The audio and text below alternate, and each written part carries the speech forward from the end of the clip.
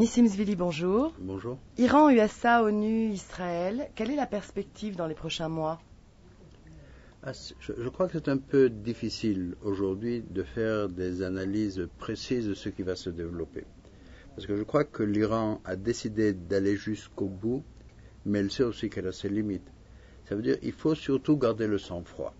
Et la communauté internationale doit savoir que garder le sang-froid, c'est aussi dans le jeu politique, surtout vis-à-vis d'un pays radical comme l'Iran et vis-à-vis des ayatollahs et vis-à-vis d'un président qui fait des déclarations complètement inacceptables.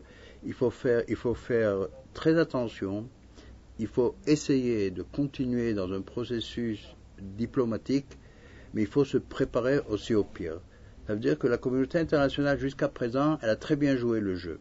Je dirais que surtout Israël. Ça veut dire qu'Israël a su, avec beaucoup d'intelligence, de mener le conflit à devenir un conflit international, pas un conflit israélo-iranien. C'est ça le plus important. Ça veut dire qu'aujourd'hui, c'est toute la communauté internationale. J'espère que ça sera vraiment tout. Ça veut dire inclus la Chine et la Russie.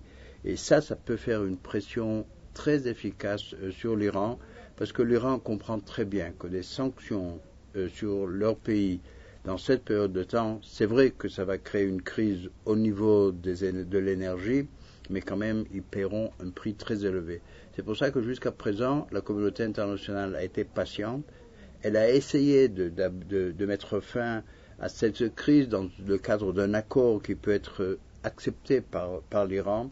Si l'Iran continuera à refuser, je crois qu'il y aura les deux options qui sont possibles. Une, c'est les sanctions économiques, et la dernière option, c'est toujours une intervention militaire, qui est une option qui n'existe, même si c'est très difficile de prouver son efficacité. Les sondages indiquent que le Parti travailliste gagne du terrain.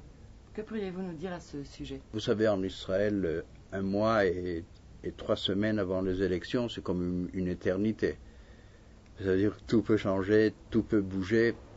Je crois qu'en fin de compte, malgré tous les changements qu'il peut y avoir, je crois qu'en fin de compte, Kadima sera le parti le plus important dans la carte politique, la prochaine carte politique après les élections. Ça veut dire qu'en fin de compte, s'il baissera de quelques mandats ou s'il ajoutera quelques mandats, c'est pas important. C'est autour de ce parti que se formera la prochaine coalition.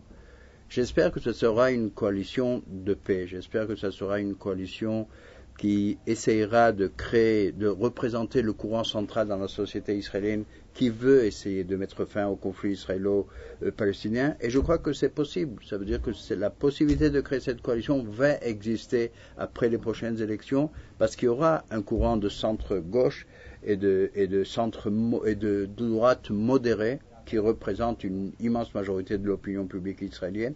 Et je crois que ça sera aussi le meilleur chemin, ça veut dire la meilleure voie. C'est pas seulement parce qu'elle a été tracée par Ariel Sharon, mais c'est la voie c'est le chemin politique qui a ouvert une troisième option. C'est l'option d'une politique unilatérale qui prend en considération tout d'abord les intérêts de l'État d'Israël, qui nous permet de redéfinir les intérêts de l'État d'Israël et qui nous permet aussi de percevoir l'avenir, je dirais, avec un peu plus d'optimisme. Ça veut dire on ne dépend pas seulement de ce qui se passe chez les Palestiniens, on dépend de nos décisions, on dépend de notre politique, et je crois que cette option est très importante à la majorité du peuple en Israël.